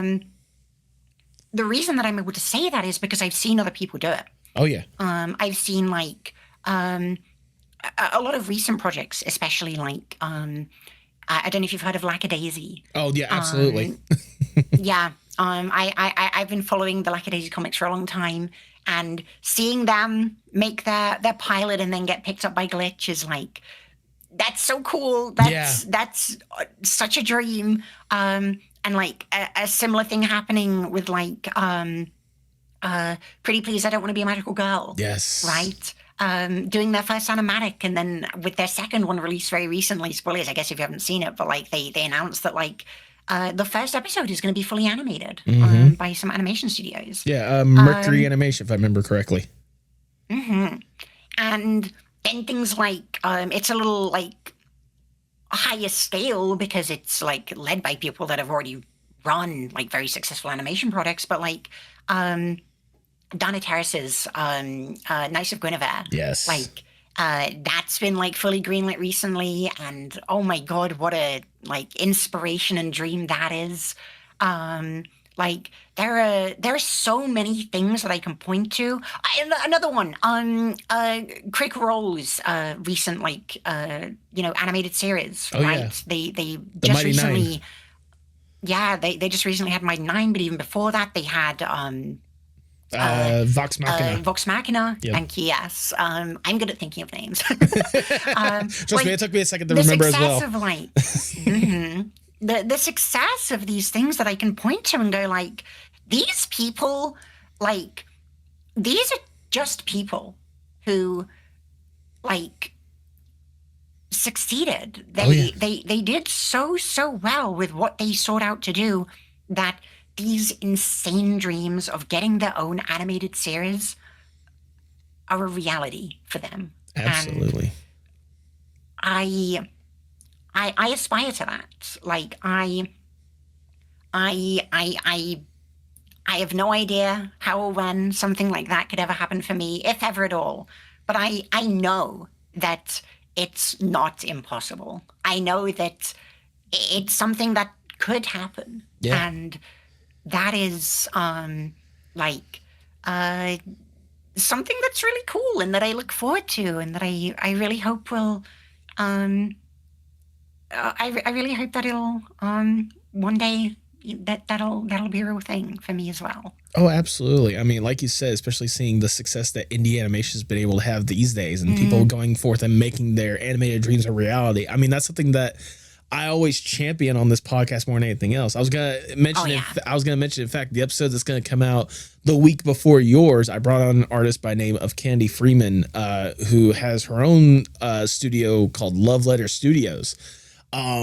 She's also had a lot of work when it comes to just anime in general. So if there's anyone that's going to know like the anime pipeline more than anything else when it comes to the animation aspect of it, she's a real wonderful person. And she's going forth, not only helping out other people with some of their projects, like the 3 tomes that came out late last year, but also like trying to put forth her own when it comes to Towards Galaxy's End, which is a whole like imagine like wonderful thing more than anything else. And like, you know, if there are people out there that truly aspire to want to make like specifically an anime reality, you can like, especially when it comes to the animation, like if you have that drive and dedication and desire to bring a wonderful idea to life, like it is possible. And I can totally see, especially in your future, Osho, of making that a reality at the end of the day, especially with the drive that you've had up to this point. Thank you. I look forward to it. I don't know. Like, I'm constantly working to like push myself higher, I suppose. Yeah. Like, a lot of VTubers have a lot of different goals. Oh yeah. And I think it's very like it's very easy for me to say like, oh, I wanna get big as a VTuber, right? But like I love streaming. Right. This is my passion. It's like it's my life. It's my job. It's everything. This is what I want to do forever and always. And like that passion is exactly why I'm so dedicated and why I so desperately want to do well. Right. Absolutely. Like there's always a fine line you have to sort of run between like doing this because you like it and doing something to like make it successful. Right.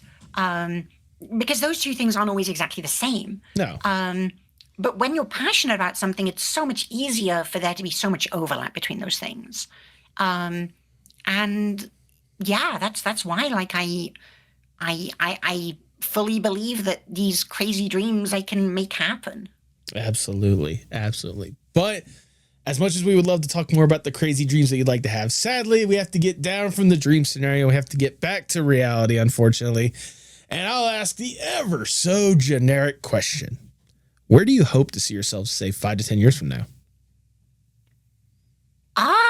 I mean, I wouldn't say that's a generic question. Like it's always pretty interlinked with what we were just talking about. I mean, like, true. I say generic because, like, come on, with every single interview, especially when it comes to like, you know, you're looking for a job or what. Like, the question itself is very generic, but the answer itself does not need to be generic.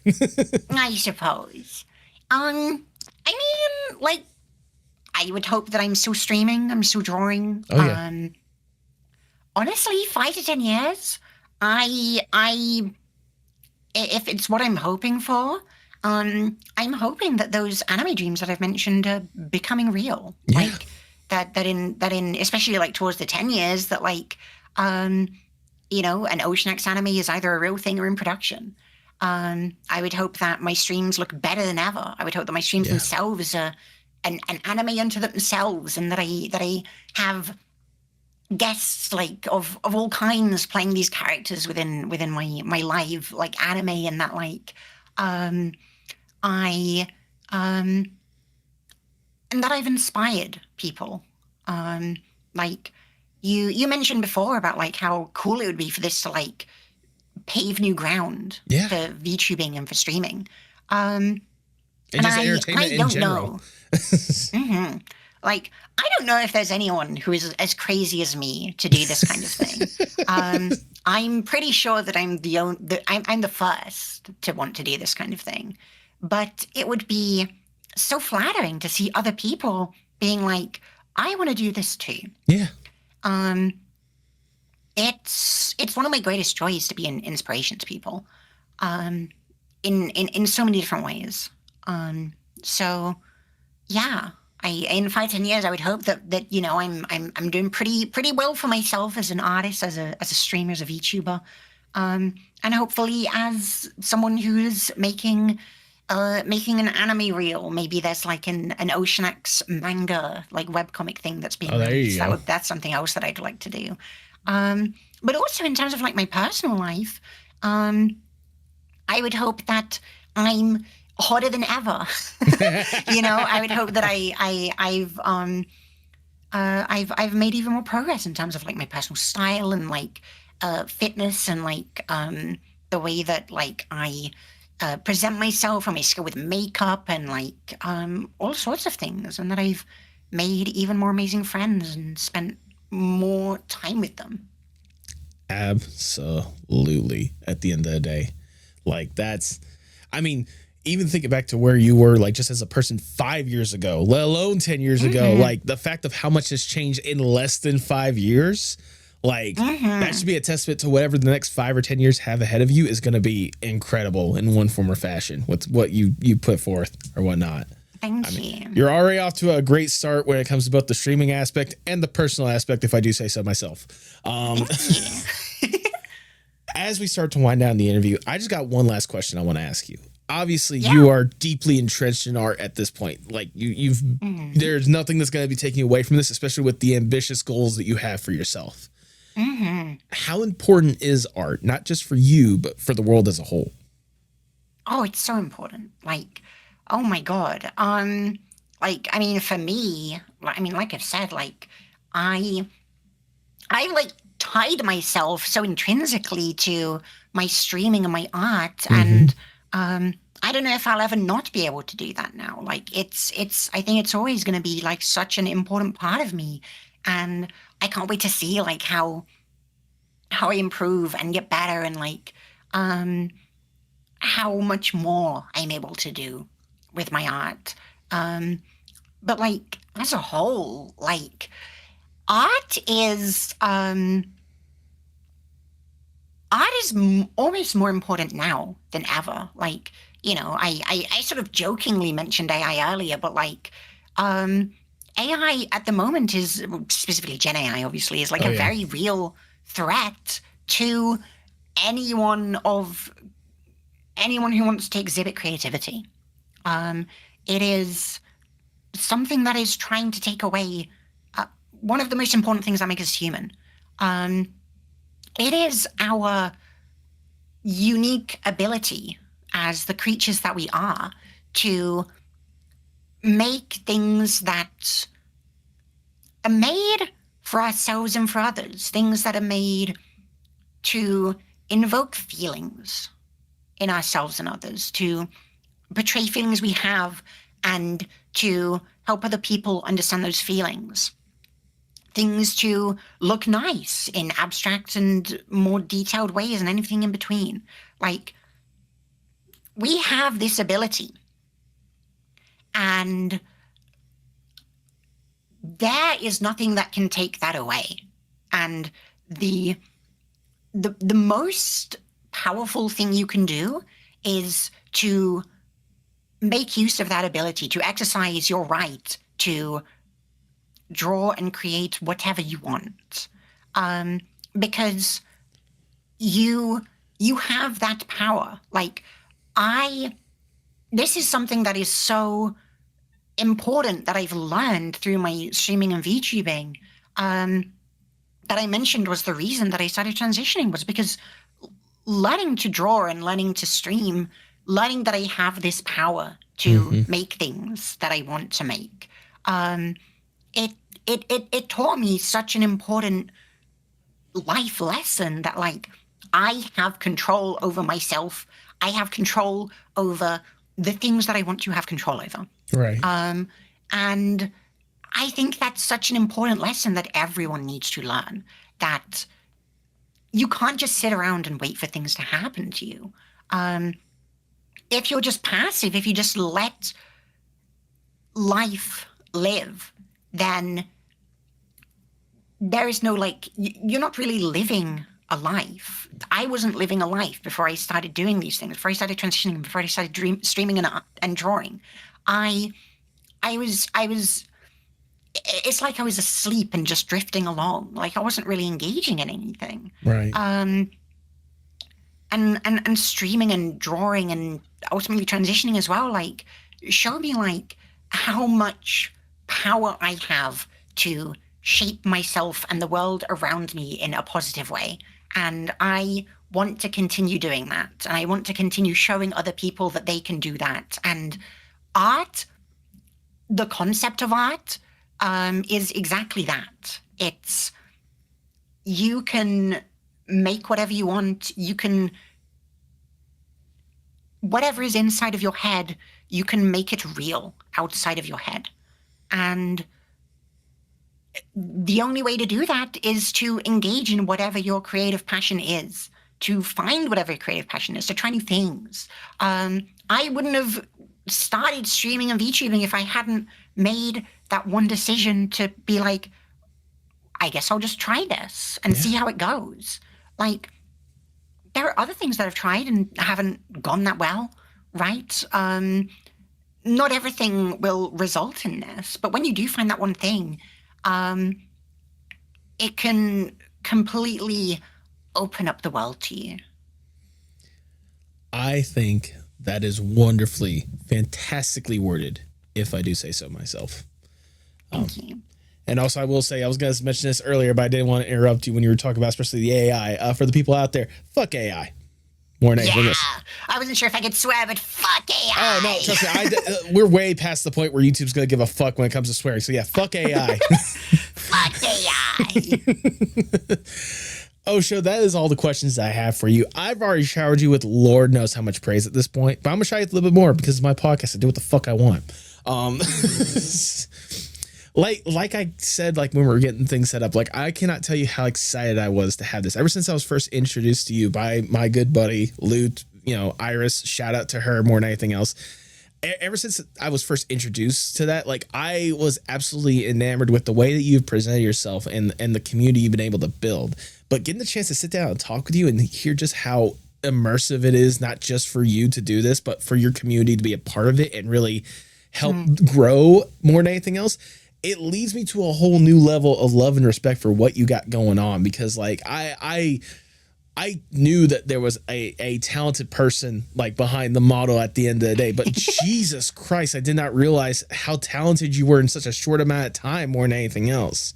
And Thank you. And especially hearing like the ambition that you had then and the ambition that you have now and wanting to go forth and Lord knows what else you can produce or whatnot. Like, just know that I am one of thousands at this point, hopefully so many more, that is going to be rooting for you every single step of the way to see how far you can go with this. Genuinely. Like you've already done so much and you've already grown so much, both as an artist, as a person. And I can attest for everyone that's probably watching this, we love and appreciate that growth for you and want to see how much more it can go. So at the end of the day, Osho, thank you for what you do. Thank you for putting yourself out there like you have, and sincerely keep up the incredible work, because I know we're all excited to see what's going to be coming next.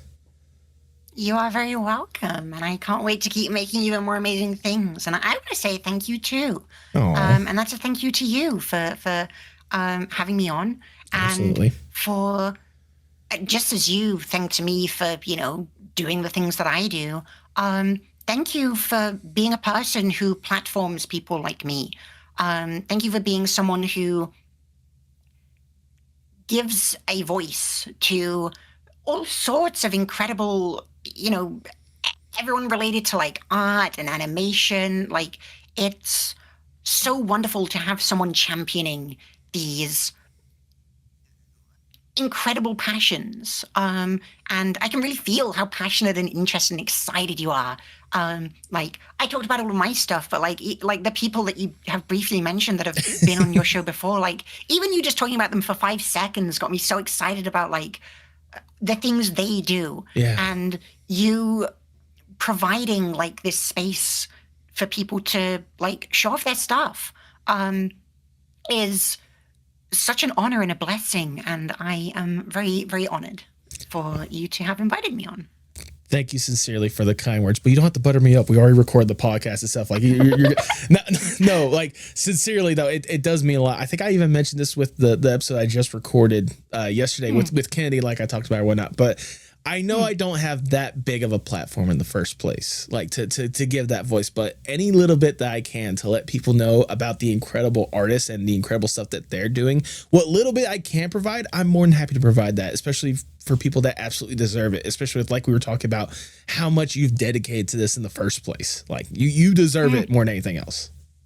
Thank you. I mean, it's not really about like the size of the platform, right? Like it's about the fact that like you keep doing this, and this is something that you're really excited about and passionate about, and you do it because there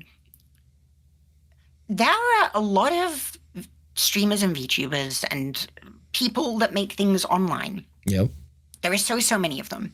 And out of all of those so many people that I see, there are a much more limited number who use their space and whatever they have built, no matter how big it is, to not just make it their space, but to make it other people's space as well. And that is something that I strive to do and be as well. I love like lifting other people up, and I love seeing when other people like you also strive to lift other people up as well. So thank you. There you go. Also, I will say that was a much sweeter way of how you worded it, because I was going to go with the classic. It's not about the size of the platform; it's how you use it. No, I was just being genuine, but I mean, we could make a funny joke about it too. I mean, at the end of the day, no, like I guess we would just keep thanking each other for another half hour if we just keep it up more. We will. So how about, instead of continuing the thanks, so once again, thank you. How about you let other people know about where they can see more about you and potentially upraising those voices and even some of the incredible ideas that we're talking about. Go ahead and plug your stuff for the people at home. Absolutely. I mean, the main place that you can find me is I stream on Twitch, twitch.tv/Oceonax. That's Oceonax. It's a very weird spelling. And I also have a Blue Sky at Oceonax. I'm on YouTube at Oceonax VT. And as I mentioned, we also have a wiki that is going up for our like community world that we're creating, and that will be the Lock City wiki on wiki.gg. So that'll be a very fun place to sort of get involved in the lore if you enjoy stuff like that. It's there are so many people that get involved in that and do art and make characters and all that sort of thing. So at the moment, that's like the biggest thing that's like exciting for me. There you go. But if you want to, the place you can find me the most, once again, is on Twitch. So come and check out a stream. Absolutely. I'm on almost every single day. Absolutely. If nothing else, I need to get someone to take care of the art so I can make Mr. Marine a legit like entry in the wiki more than anything else. But no, I'll be sure to have those links and then some in the description below. I got you covered more than anything else. Do you have any final words before we sign off? Not particularly. I think the final words that I said were the thanks that I gave to you. I guess the only thing that I would say is if there's something you want to do, like I see so many people who stop by my streams or in my communities or just that I see in other places who say things like, I can't draw. Like there's, I want to make a lock seriously, but I can't draw, and things like that. And the things that I always say to people that say that is like, that's not true. You can make whatever you want to make. And if it makes you happy, keep doing it and you'll get better at it, and you will see that progress and feel so proud and so thankful. And there will always be a part of you that goes, well, if I started drawing 5 years ago, I would be way better now. Imagine yourself 5 years in the future and how thankful that you will be that you started your passion now. Absolutely. I think that is wonderful words to end on. With that, all I have left to say is for the people at home, if you can, please pay your artists. Definitely, yes, please. Tell me what's wrong, tell me it's parts in motion. Sing me a song, tell me your eyes can open. Show me it all, put me up in the car you drove when you used to call. Show me it all.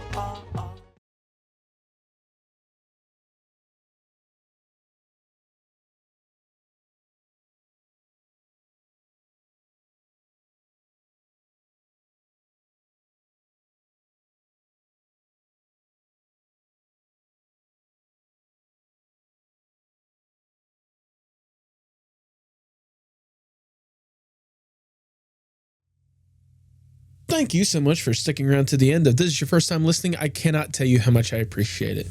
Like I said in the intro, this was by all means a truly magical conversation with a fantastic guest. Osho, if you've gotten up to this point, thank you so much for taking the time to do this in the first place. And thank you for such an amazing conversation at the end of the day. I am always constantly amazed with the guests that I bring on this podcast. And I mean, today's guest is no exception to that in one form or fashion. Mainly just because of how much talent they were able to do in relatively a short amount of time. I mean, you heard her in the conversation. She's only been seriously doing this kind of thing for 3.5 years, I think it was, 2.5 years. That's not easy whatsoever. Like... For context, I've been doing this podcast for 5 years at this point. And I don't think I'm remotely even close to as good as Osho is when it comes to retro style animation. If nothing else, it's just truly inspiring to see that with the amount of love that she has for this kind of stuff, how far she's willing to push herself to get to that point, to do what she loves. And especially with the strong community behind her. I know a lot of you guys listening to this part right now are probably a major part of that community, and I cannot thank you guys enough for continuing to show her that love and support at the end of the day. But if nothing else, I'm hoping that her story inspires some of you. I mean, if this is the level and the quality of stuff that Osho is able to do in a relatively short amount of time, what's stopping you guys from starting? If you've ever had any sort of doubt in your mind of, I don't think I'm ever going to be good enough. I don't know if I could ever get to that point. You won't know until you start. You think if Osho had any sort of doubt like that she would be at this point? No. And the fact that she has the talent and the skill to get to this point is something. I can't guarantee that everyone listening to this, if you go out and do it, you're going to get to that point almost immediately. But I can at least guarantee that if you at least put the time and effort to make this thing a reality, Lord knows how far you can go with it. So stop hemming and hawing and thinking, I don't know if I can do it. I don't know if I'll be good enough. You got to start. Just take that first step and see how far you can go.